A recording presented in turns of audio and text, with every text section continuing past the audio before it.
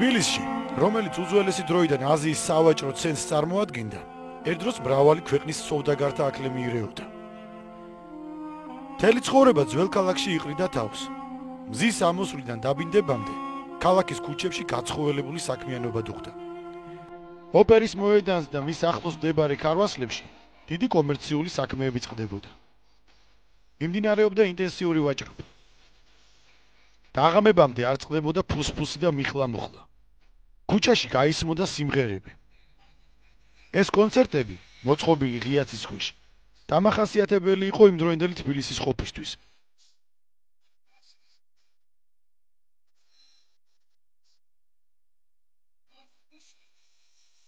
მღეროდნენ ყველგან, ქუჩებსა თუ ბაღებში, დუქნებსა თუ სარდაფებში, სადაც ჩვეულებრივ თავს იყრიდნენ და დროს ატარებდნენ ხელოსნები და წვრილი მეწარმეები.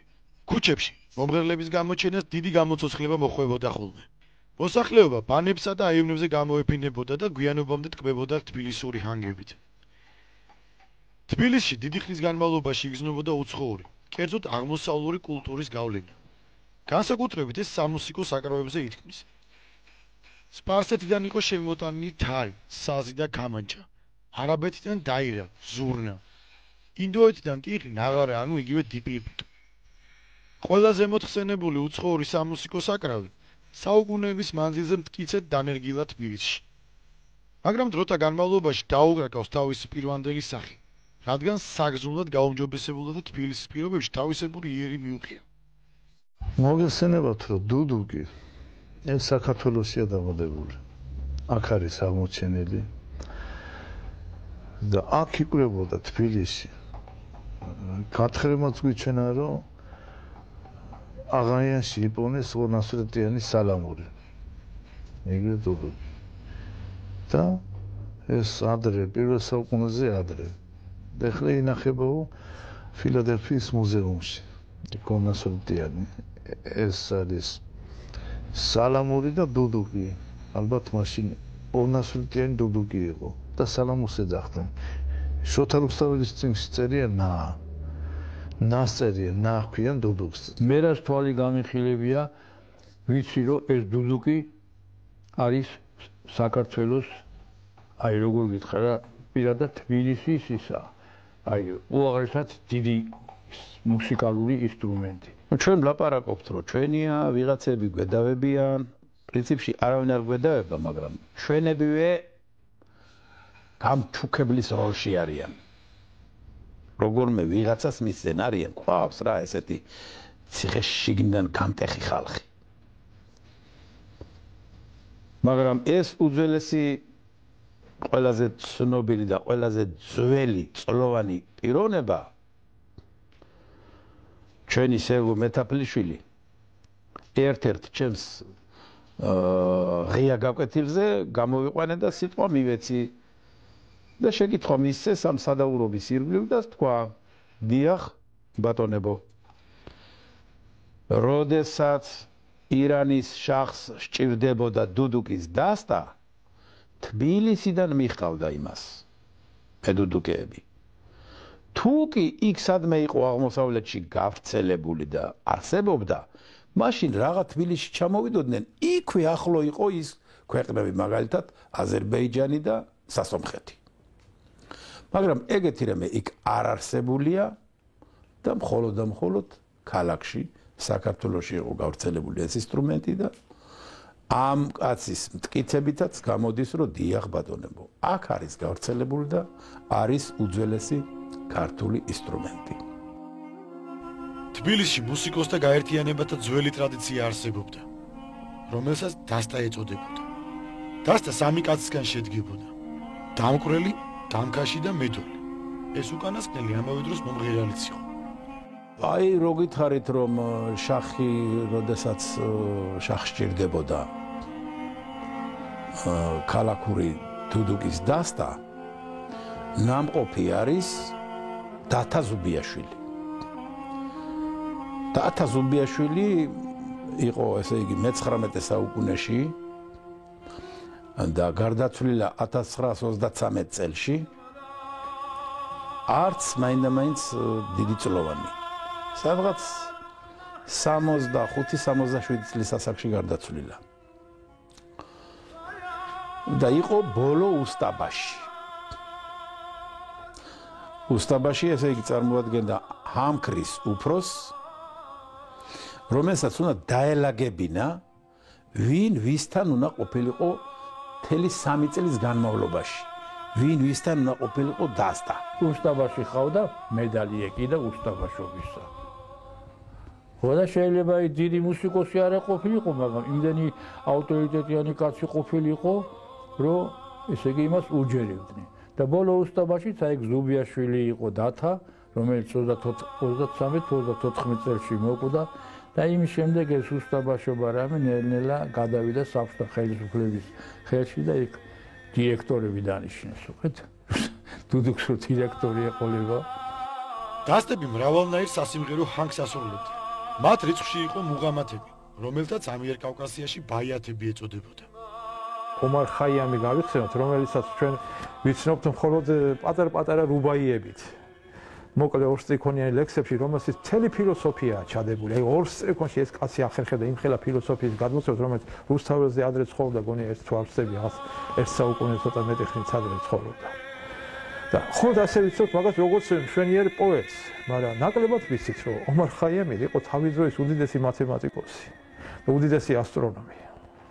როდესაც სადღაც გონი მე-18 საუკუნის ბოლოს ევროპელი მათემატიკოსები გაეცნენ ომარ ხაიამის ალგებრას, ხალხი მოკლედ აი გამოშტერებულები იყვნენ და აი გამოთაყვანდნენ, უყურეთ რომ ეს რა დონე იყო და ერთხმად აღიარეს უყალამ რომ ჩვენ რომ ცოტა ადრე გავცნობოდით ომარ ხაიამის ალგებრაულ შემოქმედებასო, მთელი მსოფლიო ევროპული მათემატიკური სკოლა სულ ცოტა 6 საუკუნის წინ წაიწეოდა. მუხამბაზები, რომელიც თბილისურად დამუშავებული მუღამათია, სრულიად ძველი თბილისური კოლორიტისათვის დამახასიათებელი თანაბარი რიტმით სრულდება. მას განსხვავებით ირანული მუღამათისგან არ ახასიათებს კილოს გაგრძელება გაჭიანურება. მუხამბაზი თბილისში წარმოიშვა და მარტო აქ იმღერება. აქაც თბილისსაც ხო იცი მოკეიფე ხალხი იყო და ამ მუღამზე გადაკიდებულები იყვნენ, ეს დაუკარი, ის დაუკარი, იჯაზი ასარია და აი რასტი დაუკარი, სეგა დაუკარიო და ეს სახელებია იმ მუღამებისა და აი ესე თვითონ მუხლი იყო თუ ორი მუხლი იყო, ჩართამდენ და ქეიფობდნენ ხალხი აბდულუგდება. აი ესე თბილი მუსიკა. რაც შეეხება მუღამას, რას ნიშნავს მუღამი? მუღამი არაბული წარმოშობის სიტყვა მუკაბი ქვია, მაგრამ ეს რაც შემდეგ არაბულიდან შემოვიდა, მაგრამ ეს გულისხმობს აზერბაიჯანული და სპარსული ხალხური მუსიკების კილოთა ერთობლიობას.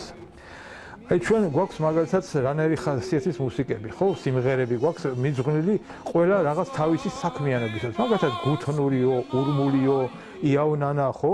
ცხენოსნური, გზავრული, მაყრული, რამდენი ჩამოვსვალოთ, არა? აი ისლამურ სამყაროში იქ ცოტა სხვანაირი მიდგომა აქვს მუსიკისადმი. მათ აქვთ რაღაც განსაკუთრებული მიმდინარეობა, კილოები. რაღაც ესე იგი თემებია, გარკვეული თემა. აი ადრეც მამა ჩემის ვიწერდით, მე მაშინ ვახსენდი ჯაზი ვახსენდა, ტყუილად არ მიხსენები, იმიტომ რომ აი როგორ ჯაზი ახლა რა თქმა უნდა იმ დონის ის არ არის როგორც მუღამი, იმიტომ რომ მუღამში თავის დროზე არსებობდა 70-ზე მეტი სხვადასხვა სახის მიმდინარეობა და ეს ერთი და ორი ადამიანი ვერ ქაჩავდა, რომ რამდენი ყველა ეს დაემახსოვრებინა, იმდენად რთული იყო იმის შესწავლა და რთული იყო ყველაზე მეტი ხასიათის გაგება, რასაც ეს მუღამათი შეიცავდა. იმიტომ დღეს ჩვენთან საქართველოში შემოსული ტერმინი მუღამი გაუგეო, მუღამი დაუჭირეო. ეს გულისხმობს რომ ძალიან რთული რაღაც სამოცანა უნდა შეისწროს თვისო და ამოხსნა და იგი და დაიმახსოვრა. ტყუილად არ არის ეს სიტყვა შემოსული. ხო და აი ეს მუღამათები საქართველოში შემოვიდა პირველად აშუღური მუსიკიდან. აშუღები იყვნენ თავის დროის უნიჭიერესი ხალხი იყო. რა გაგებაში იყო უნიჭიერება? აშუღი იყო ადამიანი, რომელსაც ჰქონდა არა მარტო კომპოზიციის უნარი, პოეტიც იყო, მომღერალიც და თვითონ ასრულებდა ინსტრუმენტზე. და თან არ დაგავიწოთ ყოველი ამასთან და ეს იყო ექსპრომტად შემსრულებელი მუსიკის. აი მიხვიდოდით რაღაც თემაზე უცაბედად და რაღაც შეკვეთას მიცემდი ბოლო-ბოლო. აი ასეთი იყო ეთიმგურის უცებ შეკვეთის ლექსი გიწერდა იქვე. მაგრამ აშუღები ბევრად უფრო უნიჭიერესი ხალხი იყვნენ იმ დროისთვის და ექსპრომტად, ანუ როგორც აი იოსებ გრიშაშვილი იყო და სპარსულად მუნასიბად შეგვსვინდნენ ხოლმე სიმღერას და ლექსს. ძველებურ თბილისურ ჰანგებს თავისი დანიშნულება ჰქონდათ. ასე მაგალითად მასნავი და ზამუხარა სამგლოვიარო ჰანგები იყო. დილის საარი, რომელსაც მხოლოდ თბილისში ასრულებდნენ, სამხიარულო ჰანგი იყო.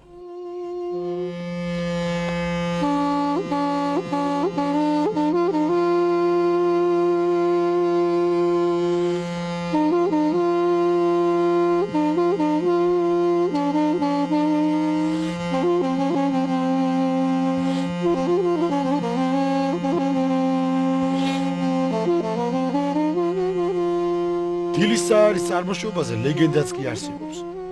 გადმოცემის თანახმად ერთ-ერთი მეფის ქორწილის მეორე დღეს ცნობილ მეზობლის, რომელიც დედოფლის სილამაზით ყოფილა მოჯადოებული, კარიჟარზე ზურნა აუკნესებია, მზე თუ ნახავი დედოფალი რომ გამოეყვანა გარე და ერთხელ კიდევ ღირსებოდა მისი სილამაზით თქბობა. ტრედის ფრათ რო ინათებდა. მოკეიფე ხალხი ყარაჩოხლები რომ ქეიფობდნენ დილისაზე გავიდოდნენ. ტრედის ფრათ ინათებდა ამ დროს დუდუკი უკრავდა, ზურნა უკრავდა დილისას. ათენებდა ზურნა, როგე გათენდაო ხალხო გამოდითო.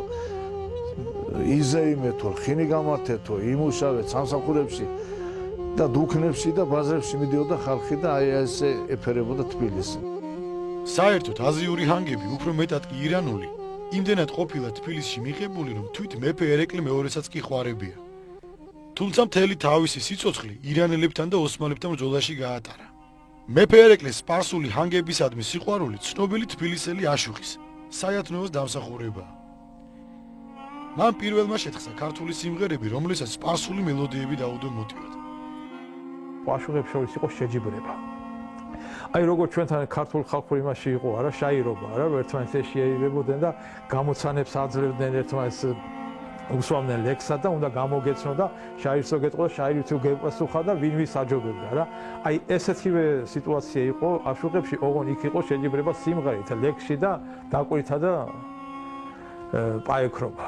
ანუ როგორც მარაკასში გაერიაო ქართული გაერიაო რო ეთყვა მარაკა ნიშნავს შეჯიბრს. ეს სპარსული წარმოშობის სიტყვა თუ არ ვცდები. ხოდა აი ეს შეჯიბრება და პაექრობაში ჩნდებოდნენ ნამდვილი ტალანტები. ამ ტალანტებიდან ყველაზე ცნობილი, რაც ჩვენმა საყვარელმა დედაქალაქმა, ჩვენმა თბილისმა შობა, იყო საიათნოვა. საათნავა, ანუ ჰანგის დიდოსტატი, ჰანგის უფალი, როგორც ითარგმნება ჩვენებურად. მისი ნამდვილი გვარი არავინ არის, მაგრამ წარმოშობა ვიცით, რომ მამამისი ყოფილა ღარიბი ალეპოელი სომეხი, რომელიც ჩამოსახლებულა თბილისში. ხოდა აქაური ავლაბრელი სომხის ქალი შეურთავს ცოლად. ძალიან ღარიბი ოჯახიდან იყო, თვითონ უბრალოდ ფეიქარი იყო, მაგრამ ამ ადამიანს ბავშვობიდან აღმოაჩნდა იმხელა ნიჭი, რომ სამ ენაზე, ქართულად, სომხურად და აზერბაიჯანულად წერდა ლექსებს, მუსიკას თხზავდა თვითონვე უკნავდა ჭიანურზე. თავისი სახელით ის ერეკლე მეფის კარზე გახდა უსაყვარლესი ადამიანი და ერეკლე მეფის პირველი აშუღად ითვლებოდა. ნუ დიდხანს აღარ გავაგზავნებ მის ისტორიას. იმდენად რამდენადაც იქ რაღაც ინტრიგები მოუწყვეს, ერთი ერეკლე მეფე გააგდო თავის კარიდან, ეს ძალიან განიცდიდა ამ ამბავს, მე როგორც იქნა შერიგდნენ, შემდეგ ბერად აღეკვეცა და ერეკლე მერცის დაუფასა, რომ ეპისკოპოსებმა მისი ბრძანებით მიანიჭეს და ახპატის თუ არ ვუწდები ეკლესიაში აღეკვეცა და 25 წელიწადი ეკლესიაში მსახურობდა. იმ დრომდე სანამ აღა მაჰმად-ხანის შემოსევა არ მოხდა 1795 წელს თბილისში. და რატომ მოვიყვანე ახლა ეს ამბავი, რომ მე მინდა ამით ხაზი გაუსვა იმას, რომ ჩვენ თბილისელ მუსიკოსებს არა მარტო ეროვნებით ქართველს, სომეხს, აზერბაიჯანელს არ ახონა მნიშვნელობა, ყველანი შეყვარებულები იყვნენ თბილისში და თავგადაკრულები იყვნენ. ყველასთვის დედა სამშობლო იყო ჩვენი დედაქალაქი, ჩვენი თბილისი. და როდესაც აღა მაჰმად-ხანი შემოესია, ანაფორა გაიხადა და წამოვიდა თბილისს საიათნოვა. სახელდახელოდ ოჯახი გახიხსნა, შვილები პატარები ყავთ, მოზდოქს გახიზნა, რომ თვითონ შევიდა და აი აგერ გვერდში ჩახვალთ სუბგეორგის ეკლესია, იცით სომხების საკათედრო ტაძარი, თვითონ მოგეხსენებათ გრიგორიანელი იყო. შეიკეტა შიგნით. და როდესაც ირანელთა ჯარი მოადგა გინებით მიმართეს გამოდი გარეთაო გამოვიდა საიათნოვა შემდეგ ეკლესიიდან სახელში ჯვარი ეწა სახელში ხვარი იმ დროს მამა ჩემის ხნისა იყო საიათნოვა 83 წლის კაცი იყო რა ხო და სპარსეთის ჯარსა აზერბაიჯანი ორდენაზე მეუგორო თუ გავიხსენე ახლა ეს სიტყვები ჩიხ მანამ ქლისადან დონ მანამ ისადან მე არ დავთმობ ჩემს ეკლესიას და არ დავთმობ ჩემს იესოსაო და აი ესე ჯვრითა და ხმით ხელში აჩეხეს სიკვდილამდე მოხუცებული წვერიანი კაცი და მე მგონი დღესაც იქ არის დასაფლებული წმინდა სუბგეოლოგის ანუ ჩვენებურად წმინდა გეორგის ეკლესიის კარზე და ყოველწლიურად გონის თვალზე მაისის 15-ში ხდება იმისი დღესასწაული, როდესაც მიდიან ჩვენი მედუდუკეთა ამქრის ოსტატები და თავის ვალს იხდიან ამ დიდი აშუღის წინაშე. ძველ თბილისში დუდუქს ჯადოსნურ ინსტრუმენტად მიიჩნევდნენ. სწამდათ, რომ მას ადამიანის განკურნება შეეძლო.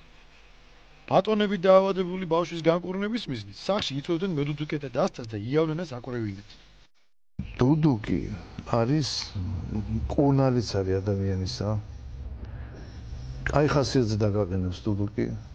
როგორც გინდა ცუც ხასიათზე იყო. რომ მოусმენ დუდუკის სანგს. ის კაი გუნებას შეგიქმნის კაი გამწყობას და გინდა რომ აი გემატება ღონე. თუნდაც ჩვენი ფალონები ეყოთ, ქართველი მოჭიდავეები. ქართველი მოჭიდავე გავიდო და უმუსიკოთ ჭიდაობა არ შეიძლება ქართული ჭიდაობა ჩვენ ვიცით.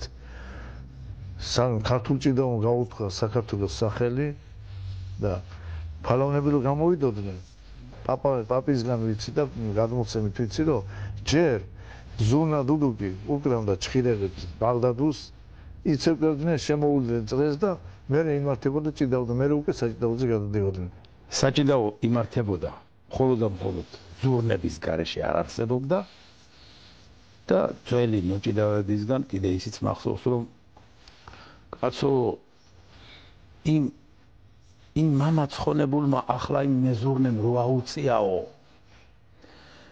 და თან ათქმევინაო ზურნას ათქმევინა რომ ეგ არ არის ეგ არ არის მეზურნეს უთქვია თურმე ამ მუსიკალური ჟღერადობაში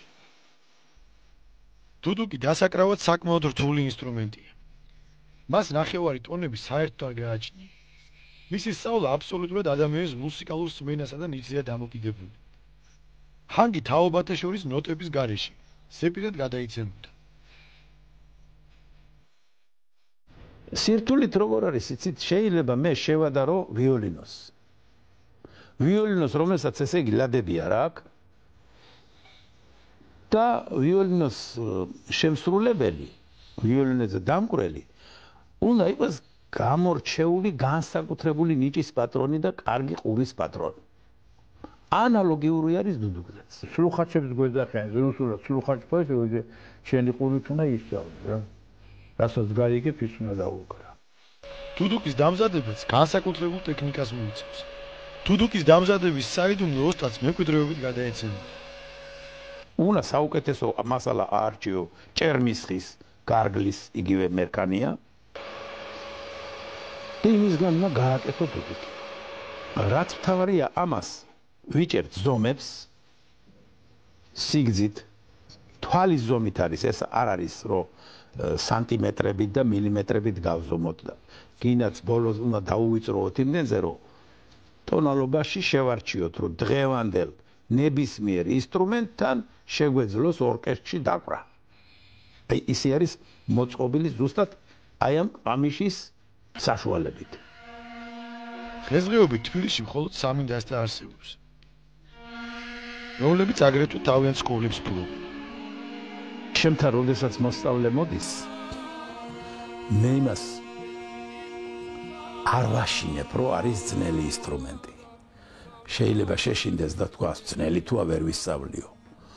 მაგრამ რახან უკვე შევიყვან ჩემს სისტემაში და უკვე ასე ვთქვათ ჩემს გარემოცვაში მოვიყვან ახალგაზრდა ბავშვს მოსწავლეს მე უკვე ეს რახან ერთი თუ შევიდა უკვე ამის სიყვარულში ის უკვე თავს აღარ დაანებებს. უკვე რო გადაიცვალა გრიშა მისი დაწყებული საქმე გავნარეთ, იმიტომ რომ მე მოწაფეები მოვიდნენ ახალგაზრდა ბიჭები უკვე 10-12 წელია რაც ვასწავლიან ბავშვებს ზოგი დაამთავრეს დუდუქს ისწავლდა მიდის ანსამბლში ზოგი იქა და დღესდღეობით კიდე არ ავკარგავ ამ ტრადიციას და ვასწავლი ბავშვებს